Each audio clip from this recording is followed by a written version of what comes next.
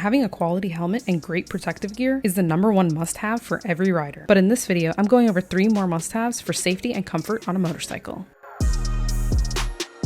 Hey, I'm Lavatronn, and on this channel, you get quick motorcycle product reviews and tips to keep you safe. Before we get started, be sure you hit that subscribe button for more like this. Let's go.